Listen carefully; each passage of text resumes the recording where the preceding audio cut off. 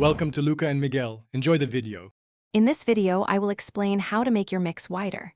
A fundamental technique is panning. By positioning instruments to the left or right in the stereo field, you immediately create a sense of space. Imagine your mix as a stage. You want to place each performer in their own spot. Try hard panning some elements, like guitars or background vocals, to about 90% left and right for a noticeable effect. This simple step is incredibly powerful for opening up your sound.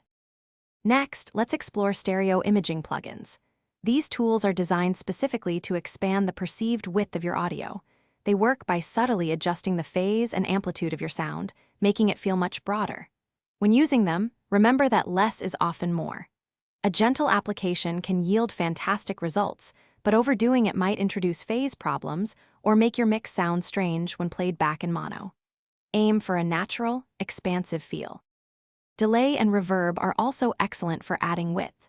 Consider using the Haas effect, where you delay one side of a stereo signal by a very short amount, typically between 10 and 30 milliseconds.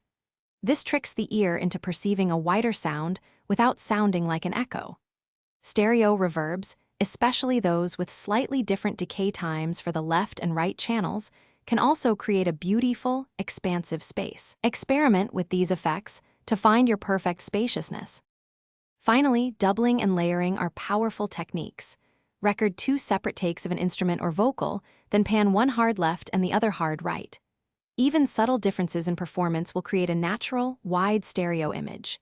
You can also layer different sounds or textures, perhaps a synth pad under a guitar, to build a richer, broader soundscape. These methods add density and width, making your mix feel much larger and more immersive. Thanks for watching and please subscribe. It's the best investment you'll ever make.